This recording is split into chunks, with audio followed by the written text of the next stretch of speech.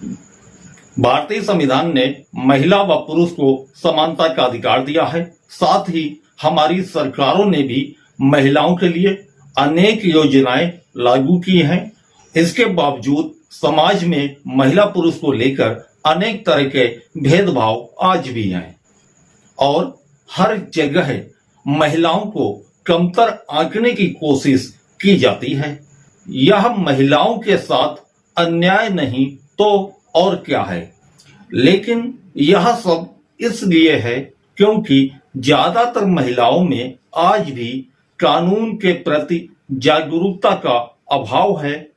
इसी कड़ी में आज हमारे साथ मौजूद हैं एडवोकेट ज्योति तिवारी जी, जो आपको बताएंगी महिलाओं के कानूनी अधिकार।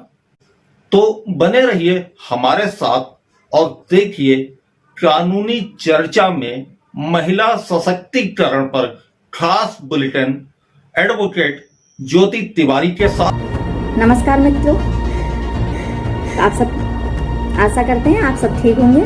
आज हमारी चर्चा का विषय है महिला सशक्तिकरण। महिला सशक्तिकरण, सब बहुत ज्यादा इस शब्द का प्रयोग करते हैं कि महिला सशक्तिकरण की दिशा में ये किया गया, महिला सशक्तिकरण की दिशा में सरकार ये प्रयास कर रही है। पर आइए जानते हैं कि महिला सशक्तिकरण आखिर है क्या।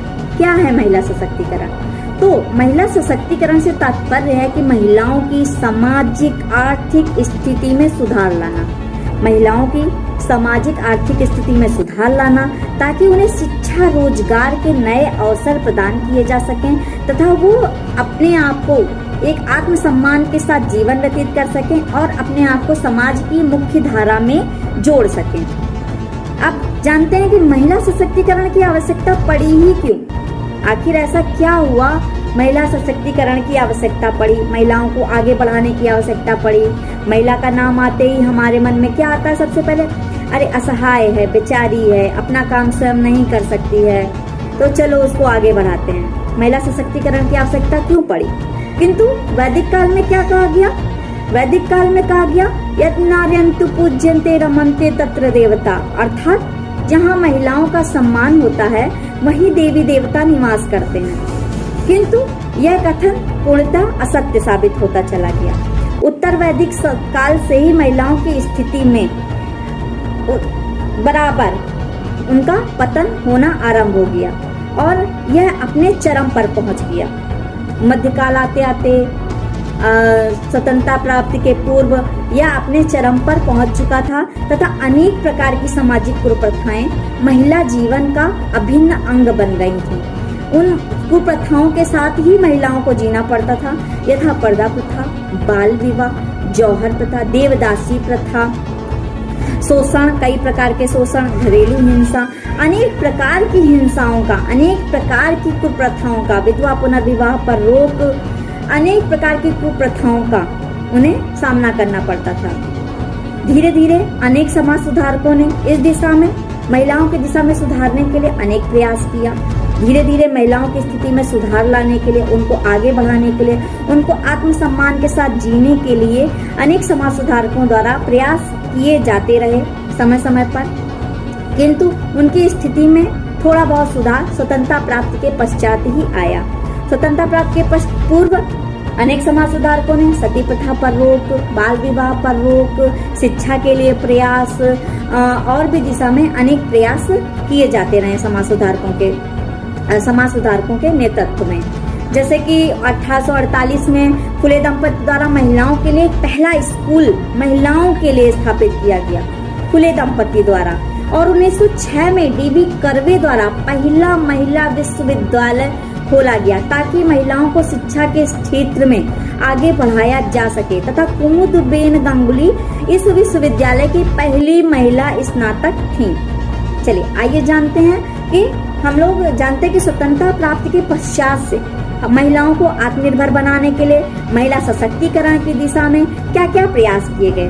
भारतीय संविधान में तथा अनेक विधिक अधिनियम, अनेक विधिक उपबंध बनाए गए, जिससे महिलाओं को उनको आत्मनिर्भर बनाया जा सके, उनको आत्मसम्मान के साथ जीने का अधिकार प्रदान किया जा सके, वो समाज की मुख्य धारा में अपने आप को जोड़ सकें, रोजगार के नए अवसर प्राप्त हो सकें। चलिए जानते हैं कि भारतीय संविधान में क्या क्या उपबंध किए गए महिलाओं को आगे बढ़ाने के लिए। तो भारतीय संविधान के अनुच्छेद 14 में महिलाओं को समानता का अधिकार प्रदान किया गया कि महिलाओं को समानता के साथ जीने का, पुरुषों की तरह ही समानता के साथ जीवन जीने का अधिकार है। अनुच्छेद 15 में यह उपबंधित किया गया कि महिलाओं को उनकी विशेष स्थिति के आधार पर उनके लिए, उनकी समानता के लिए विशेष उपबंध बनाए जा सकते हैं। इसी प्रकार से अनुच्छेद 39(1) के अंतर्गत महिलाओं को जीविका के पर्याप्त साधन प्राप्त करने का अधिकार प्रदान किया गया तथा 39(4) में समान कार्य के लिए समान वेतन कि जिस प्रकार से पुरुषों को जितना वेतन मिलता है, पहले ये था कि महिलाओं को पुरुषों की तुलना में न्यूनतम मजदूरी कम मिलती थी, किंतु 39(4) के अंतर्गत सामान्य कार्य के लिए समान वेतन का प्रावधान किया गया तथा अनुच्छेद 39 में निःशुल्क विधिक सहायता का प्रावधान किया गया। महिलाओं को विधिक सेवा प्राधिकरण के माध्यम से निःशुल्क उन्हें अपने किसी भी प्रकार का कोई भी लीगल या विधिक संरक्षण प्राप्त करना हो, वो विधिक सेवा प्राधिकरण के माध्यम से वो संरक्षण प्राप्त कर सकती हैं, निःशुल्क विधिक सहायता प्राप्त कर सकती हैं। उनके लिए विधिक सेवा प्राधिकरण द्वारा निःशुल्क वकील का उपबंध भी किया जाता है, उपलब्ध कराया जाता है निःशुल्क वकील को। इसी प्रकार से अनुच्छेद 42 में प्रसूति सहायता का उपबंध भी किया गया है कि प्रसूति काल में उनको पहले तथा अंत में प्रसूति होने के पश्चात भी सुविधा लीव की यानी अवकाश प्रदान किया जाएगा, पेड लीव, यानी कि उन्हें जो काम का जो पैसा नहीं मिलता वो भी उन्हें पेड लीव प्रदान की जाएगी, पैसा उन्हें दिया जाएगा, उनका पैसा रोका नहीं जाएगा। इसी प्रकार से मूल कर्तव्यों में भारतीय संविधान के मूल कर्तव्यों के 51 का अंगा के अंतर्गत यह प्रावधान किया गया है कि प्रत्येक नागरिक का यह कर्तव्य है कि वह ऐसी समस्त प्रथाओं का त्याग करे जो महिलाओं के सम्मान के विरुद्ध हों। अर्थात हमारे देश के प्रत्येक नागरिक का यह कर्तव्य है कि महिलाओं के सम्मान के विरुद्ध प्रत्येक प्रथाओं का त्याग करे, इसी प्रकार से अनुच्छेद 243 ना के अंतर्गत यह उपबंध प्रावधानित किया गया है कि महिलाओं को पंचायत तथा नगर पालिकाओं में भी स्थान उनके लिए आरक्षित किया जाएगा। इसी प्रकार से भारतीय संविधान के अंतर्गत महिलाओं को आत्मनिर्भर बनाने के लिए उपबंध प्रावधानित किए गए। इसी दिशा में अनेक अधिनियम तथा अनेक विधिक प्रावधान भी महिलाओं को आत्मनिर्भर बनाने के लिए उपबंधित किए गए हैं। जिस प्रकार से भारतीय दंड संहिता के 354 का घा के अंतर्गत महिलाओं का पीछा करना, महिलाओं को छिपकर देखना भी दंडनीय अपराध। भारतीय दंड संहिता के 354 के अंतर्गत 354 घ के अंतर्गत महिलाओं का पीछा करना तथा महिलाओं को छिपकर देखना भी दंडनीय अपराध बनाया गया। इसी प्रकार से अश्लील गाना, अश्लील टिप्पणी करना भी भारतीय दंड संहिता के अंतर्गत अपराध प्रावधानित किया गया, इसे अपराध बताया गया है और इसके लिए दंड का भी प्रावधान किया गया है। इसी प्रकार से 304 ख के अंतर्गत दहेज मृत्यु को दंडनीय बताया गया। मानसिक उत्पीड़न, शारीरिक उत्पीड़न को भी भारतीय दंड संहिता के अंतर्गत दंडनीय प्रावधानित किया गया है। इसी प्रकार से दंड प्रक्रिया संहिता के अंतर्गत महिलाओं को यह संरक्षण प्रदान किया गया है कि महिलाओं को रात्रि में गिरफ्तार नहीं किया जाएगा। सूर्यास्त के पश्चात तथा सूर्योदय के पूर्व महिलाओं को गिरफ्तारी से संरक्षण प्रदान किया गया है। किसी भी महिला को सूर्यास्त के पश्चात तथा सूर्योदय के पूर्व गिरफ्तार नहीं किया जा सकता है। किसी भी महिला की तलाशी सिर्फ महिला कांस्टेबल द्वारा ही ली जाएगी, अन्य व्यक्ति द्वारा नहीं ली जाएगी तथा किसी भी महिला को गिरफ्तार महिला पुलिस द्वारा ही किया जाएगा, अन्य किसी पुलिस द्वारा, पुलिस सिपाही या पुलिस अधिकारी द्वारा गिरफ्तार नहीं किया जाएगा। इसी प्रकार से कारखाना अधिनियम के अंतर्गत यह प्रावधान किया गया है कि महिलाओं को रात्रि में काम करने पर, कारखाने में काम करने पर प्रतिबंध लगाया गया है तथा महिलाओं को दिन में भी अगर वो काम करते हैं तो उनकी सुरक्षा के लिए विशेष उपबंध प्रावधानित किए गए हैं। इसी प्रकार से महिलाओं के शोषण को रोकने के लिए सरकार द्वारा अनेक समय समय पर अनेक अधिनियम, अनेक विधिक अधिनियमों को बनाया गया है, अनेक अधिनियमों का प्रावधान किया गया है जिससे महिलाओं के शोषण को कम किया जा सके, महिलाओं को आत्मसम्मान के साथ जीने का अधिकार प्रदान किया जा सके, यथा उन पर होने वाले अत्याचार रोका जा सके। यथा जैसे कौन कौन से अधिनियम बनाए गए? अनैतिक व्यापार निरोध अधिनियम, दहेज प्रतिषेध अधिनियम, कारखाना अधिनियम, सामान्य पारिश्रमिक अधिनियम, घरेलू हिंसा से संरक्षण अधिनियम, प्रसूति सहायता अधिनियम, कार्यस्थल पर यौन उत्पीड़न से संरक्षण अधिनियम, मानसिक उत्पीड़न से संरक्षण अधिनियम, घरेलू हिंसा से संरक्षण। इसी प्रकार से अनेक प्रकार के अधिनियमों का प्रावधान किया गया। बाल विवाह निषेध अधिनियम, अनेक प्रकार के अधिनियमों का प्रावधान किया गया है जिससे महिलाओं पर होने वाले अत्याचारों को कम किया जा सके, महिलाओं पर होने वाले अत्याचारों को कम किया जा सके।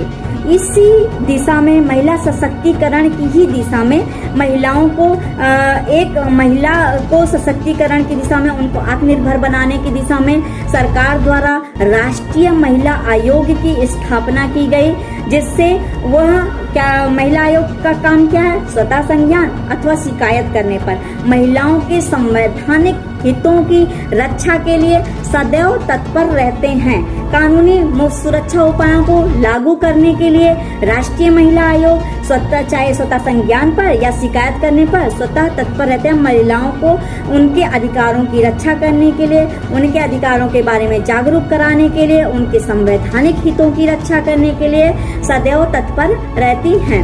उल्लेखनीय है कि हम चाहे जितने अधिनियम बना लें, चाहे जितने विकास कार्यक्रम कर लें, इसके बावजूद भी यह देखा गया है कि महिलाओं का उतना विकास नहीं हो पाया है जितना होना चाहिए। उतना विकास, और विशेषकर ग्रामीण क्षेत्र की महिलाओं का। क्यों ग्रामीण क्षेत्र की महिलाएं क्यों अभी अंदर दबी कुचली हैं? आखिर कोई तो रीजन होगा। क्यों उन तक शिक्षा नहीं पहुंच पा रही है? क्यों उनको समाज की मुख्य धारा में जोड़ा नहीं जा सकता है? ये देखा गया है कि आधुनिक समाज में महिलाओं की शिक्षा का तो पर्याप्त विकास हो गया है, किंतु अभी भी समाज में उन्हें बराबरी का दर्जा देने में अनेक प्रकार की बातें होती रहती हैं, अनेक प्रकार की सुगबुगाहट होती रहती है। हम राष्ट्रीय स्तर पर या अंतर्राष्ट्रीय स्तर पर कितना भी महिला दिवस मना लें, कितना भी कर लें, कैंडल मार्च निकाल लें, आंदोलन कर लें, लंबे चौड़े भाषण दे लें, किंतु आज भी कन्या भ्रूण हत्या पर, यौन शोषण पर रोक नहीं लगाया जा सका है।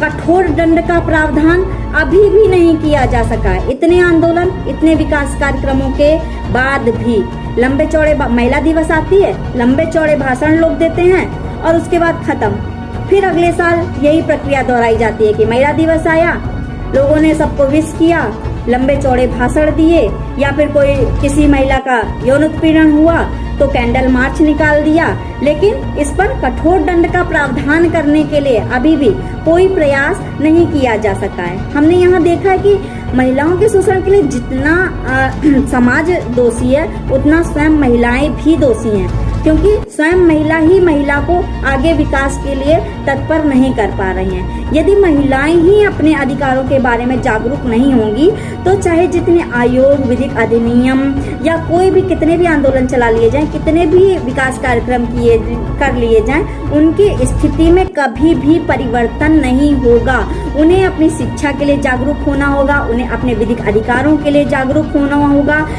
बाकी आंदोलन नहीं उन्हें जागरूक करने, जब महिला स्वयं नहीं चाहेगी जागरूक होना अपने अधिकारों के बारे में, तो चाहे जितने आप आंदोलन कर लीजिए, चाहे जितने विकास कार्यक्रम कर लीजिए, हर साल यही प्रक्रिया दोहराई जाएगी, किंतु महिला जागरूक नहीं होगी। शिक्षा के अभाव होने के कारण, विशेषकर ग्रामीण क्षेत्र की महिलाओं में शिक्षा का अभाव होने के कारण उन्हें अपने अधिकारों के बारे में, उन्हें अपने विधिक अधिकारों के बारे में कोई भी जानकारी प्राप्त नहीं है। हाँ, यहाँ यह भी ध्यान देने योग्य बात है कि कुछ महिलाओं को जब जानकारी हो जाती है तो अपने अधिकारों का कुछ महिलाएं दुरुपयोग भी करती हैं। यहाँ सभी महिलाओं से विशेषकर निवेदन है मेरा सभी महिलाओं से कि वो अपने शिक्षा को स्तर को उच्च बनाएं, अपने अधिकारों के बारे में जागरूक हों, किंतु समाज में अपने विधिक अधिकारों का दुरुपयोग ना करें। उन पर अत्याचार हो, वो अपना खुद पर स्वयं पर होने वाले अत्याचार को रोकें। उनका यह प्रथम कर्तव्य है कि वो स्वयं पर होने वाले अत्याचार के विरुद्ध अपनी आवाज बुलंद करें। किंतु यह भी निवेदन है कि महिलाएं इन विधिक अधिकारों का जो सरकार द्वारा प्रयास किया गया, अधिनियम बनाए गए हैं, विधिक अधिकार प्रदान किया गया है, इन विधिक अधिकारों का दुरुपयोग बिल्कुल भी ना करें। उन्हें सम्मान के साथ जीने का अधिकार है, अपने अधिकारों के बारे में जानने का अधिकार है, किंतु दुरुपयोग करने का बिल्कुल भी किसी को अत्याचार करने का अधिकार बिल्कुल भी नहीं है। इसी प्रकार से हम यहाँ पर महिला सशक्तिकरण का यह चैप्टर समाप्त करते हैं। आशा है कि आपको थोड़ा बहुत समझ में आया होगा। धन्यवाद।